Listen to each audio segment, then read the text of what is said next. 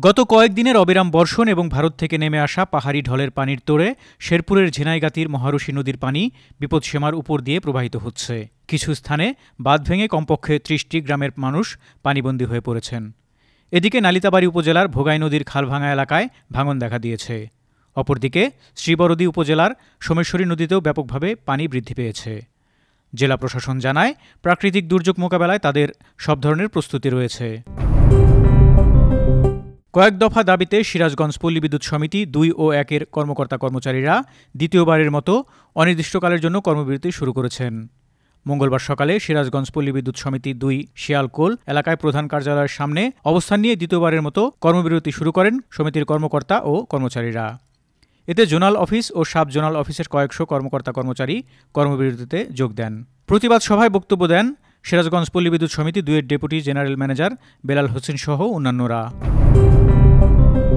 কক্সবাজার জেলা autorickshaw, tempo, CNG সড়ক পরিবহন শ্রমিক ইউনিয়নের লাইন পরিচালনাকারী উপপরিষদ সদস্যদের উপর সন্ত্রাসী হামলা ও মারধরের প্রতিবাদে সংবাদ সম্মেলন করেছে সংগঠনের নেতৃবৃন্দ।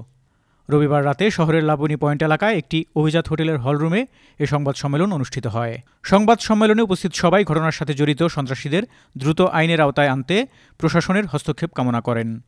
এ সময় সভাপতি জালাল উদ্দিন, সাধারণ সম্পাদক নুরুল হক ও অর্থ সম্পাদক আমানুল্লাহ সহ সংগঠনের নেতৃবৃন্দ ও সদস্যরা উপস্থিত ছিলেন। গাজীপুরের শ্রীপুরে বার্ষিক ছুটির টাকার দাবিতে ঢাকা-ময়মনসিংহ মহাসড়ক অবরোধ করে বিক্ষোভ করেছেন কয়েকশো শ্রমিক। তাতে সড়কের দুপাশে দীর্ঘ যানজটের সৃষ্টি হয়। খবর পেয়ে পুলিশ গিয়ে তাদের বাধা দেয়। এ সময় পুলিশের ছোড়া রাবার বুলেটে আহত হন বেশ কয়েকজন শ্রমিক। অন্যদিকে শ্রমিকদের ছোড়া ইটপাটকেলের আঘাতে ২ জন পুলিশ আহত হয়েছেন। মঙ্গলবার সকালে উপজেলার তেলিহাটি ইউনিয়নের মুলায়েত গ্রামের আনোয়ারা নিট কম্পোজিট কারখানায় এই ঘটনা ঘটে। গাজীপুর শিল্প পুলিশ সুপার সারার আলম পুলিশ আহতের ব্যাপারে নিশ্চিত করেছেন। কক্সবাজারের পেকুয়া সাংবাদিক সমিতি পেসাসের প্রথম বর্ষপূর্তি উদযাপন অনুষ্ঠান অনুষ্ঠিত হয়েছে।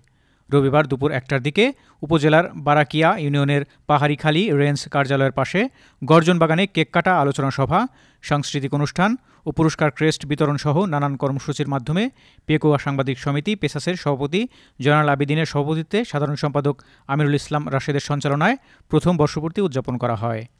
এ সময় অতিথি হিসেবে বক্তব্য রাখেন পেকুয়া উপজেলা পরিষদের ভাইস চেয়ারম্যান মাহবুবুল করিম। বারবাকিয়া রেঞ্জ কর্মকর্তা হাবিবুল হক সহ অনেকেই উপস্থিত ছিলেন।